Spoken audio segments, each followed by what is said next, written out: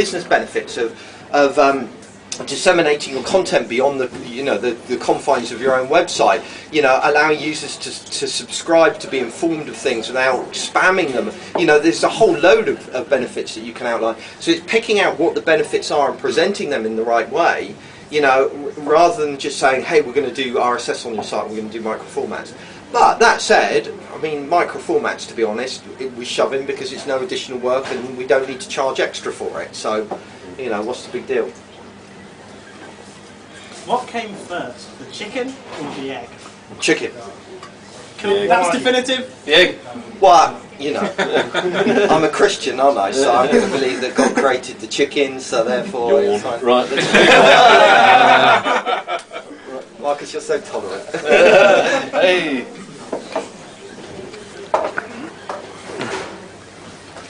Hi. I have a question which kind of goes on from what was being discussed 2 episodes back. Oh, blimey. I hope we don't stand a chance then. And it's just about, I think we're talking about quoting and responding to a pitch and giving your quote and sticking to that. Maybe I should just get to my question.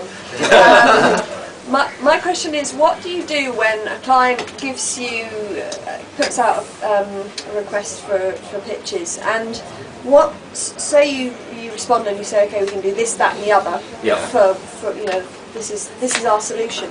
I remember. And then it turns out that when you actually, it's difficult because that's all done and they write something and they give it to you and you respond.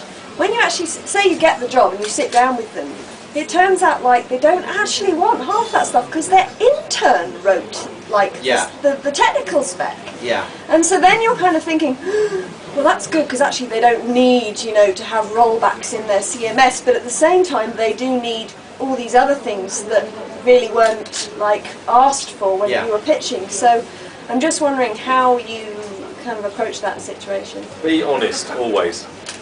Would be, and then you're not. Obviously, there might be a kind of situation where you think to yourself, well, they don't want that bit we asked for, but they want all these other bits, and that bit will pay for that. Yeah. You can do that, yeah. But it might come back and bite you because that bit that's paying for that might end up getting a lot more expensive later on. So say to them at the start, you asked us to quote for this, you don't need it, but you've asked for these extra bits, even though you might think that was part of our quote, it's not.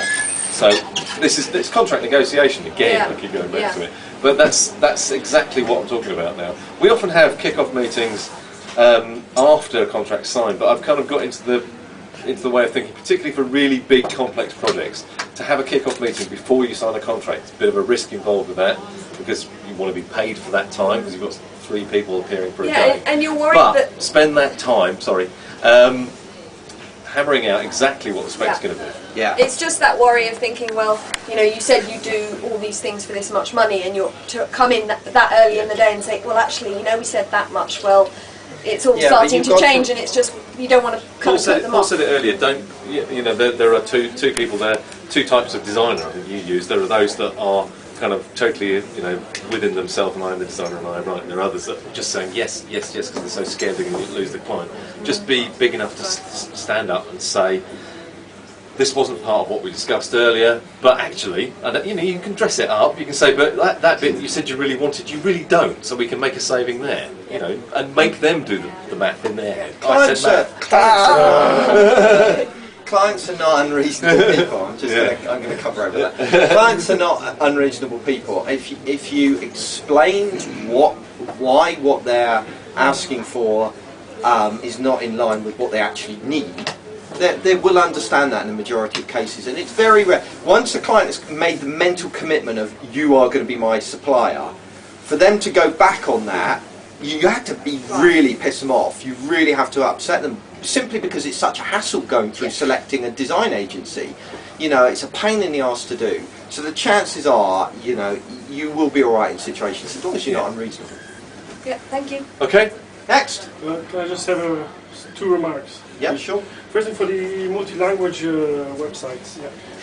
Apart from the whole thing about UTF-8 and worrying about the characters will actually appear, you have to think also when you have the design, when you make the design, about the difference in length in words in language. Because big words can actually break your design. Okay? And for the question that Emily asked, I think that when you are negotiating with a client, you have to be a little bit proactive and think a little bit for them. Oh yes. And, because they obviously they're not coming from your world, and they don't know some things that you know, and you have to sort of like lead them, take them by the hand and lead them to prevent how to say nasty screw-ups in the future. Yes. Right? Yeah, I didn't actually pick up on that. You that's all right. You mentioned that the intern wrote it. That often happens. Or my friend who works for the web team in another company. What should I be asking for in my brief? Yeah. And question it always. I mean, I try and do that as part of the proposal. But I mean, I've said this many times. So how would you do it as part of the proposal? How would you question it? You get the brief in via email or via the post, and you phone them up and say. I go through with a red pen, very teacher-like, and go and ask them. Okay. Why do you want that? And they go, I don't know. Then it feels like you're almost doing the consultation then, which is so frustrating because you're spending all that time speculatively. That's proposals for you. I mean, some people would totally disagree with this approach. It's worth saying that not everybody would agree with the way we do it. I think Clear Left would take a different approach to this. But it works for us. And I think they'd still agree that you should phone up people and talk to them and really ask them why. Yeah, probably they would. I mean, I don't know. I'm not going to speak for them, but there are different approaches to this than the one we take. But if you're working on fixed price projects, you need to accept there's going to be some back and forth beforehand to understand it. I mean, we go a step further sometimes, which is our best clients, the ones we love the most, are the ones where we get to write the brief for them, and we do that sometimes. We'll get a lead from somewhere and we get talking to them, and they come to us and they say, well, we know we've got to do a redesign of our project with just initial thinking. If they say just initial thinking, that's great. Because if you can then get in, you can help shape the brief. And okay, you might not win it at the end of it, and we've had one. We could have done that as a clients we hate story. Yeah. But, so do you charge them for that? No. You actually do? Yeah. Wow. Because it sounds like a lot of work, but it doesn't need to charge it if they said it's one of those situations where often the clients will come to you and expect to pay for every second of your time, as if you're lawyers or something. I won't argue with them if they want to do that, but quite often they don't. As far as I'm concerned, clients shouldn't have to pay for the sales process.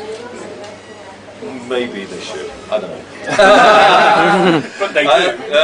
But They do in the long run. if there's any part of the process that should be non-chargeable, it's the sales process. That's another discussion. But it's what you include in the sales process and what you don't. Paid pitching. Hey, anyone want to talk about that? Okay, any more questions? Got another question. Ian, can we get the mic to you? There it is. This one's kind of locked down. So there's tons and tons of students who leave college hoping to join companies like yourself. What kind of advice would you advise them? Advice would you advise them? Innovative advice. Yeah. Shut up. What advice do we get? Yeah, I mean, this is probably one of the most common emails I get, and I don't think there is a single right way to do it. I think a big part of it, the thing that I would encourage people to do is have a blog.